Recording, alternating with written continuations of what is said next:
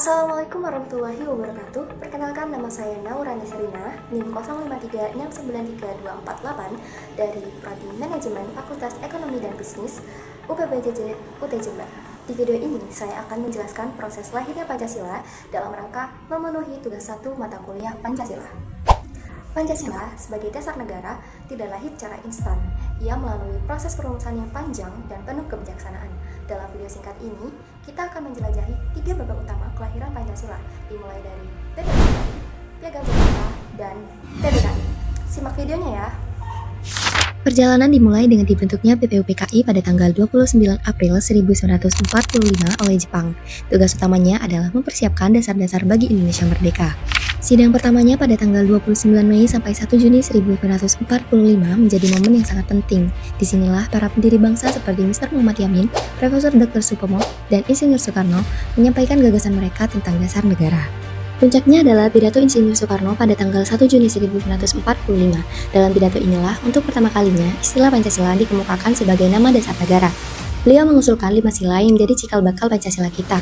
Tanggal ini, kini kita peringati sebagai hari lahir Pancasila. Gagasan dari PPKI itu kemudian ditampung dan dirumuskan lebih lanjut oleh sebuah tim kecil yang disebut Panitia 9 yang diketuai oleh Insinyur Soekarno. Pada tanggal 22 Juni 1945, Panitia 9 berhasil mencapai kesepakatan dan menandatangani sebuah dokumen bersejarah yang dikenal sebagai Piagam Jakarta. Piagam inilah yang untuk pertama kalinya merumuskan 5 sila dasar negara dalam sebuah naskah tertulis. Piagam Jakarta ini direncanakan akan menjadi pembukaan dari Undang-Undang Dasar.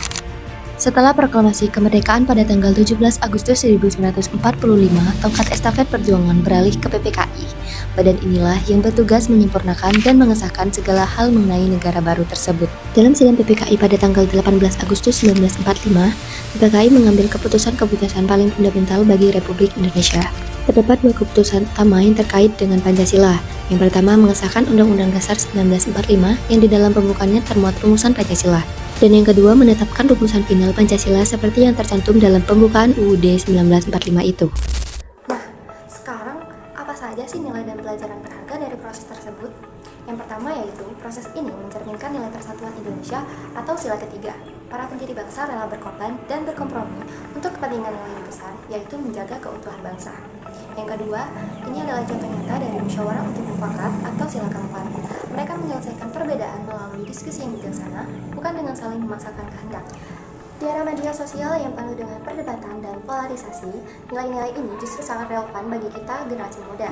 Kita diajak untuk bijak dalam berkomunikasi, menyikapi perbedaan dengan kepala dingin dan hati yang terbuka, bukan dengan ujaran kebencian. Kita juga diajak untuk mengedepankan persatuan agar tidak mudah terpecah belah oleh isu sara, politik, atau hal lainnya. Selain itu, kita juga diajak untuk menjadi problem solver yang menggunakan cara-cara beradab dan musyawarah seperti yang diteladankan para pendiri bangsa. Demikian penjelasan dari saya, mohon maaf jika terdapat kekurangan.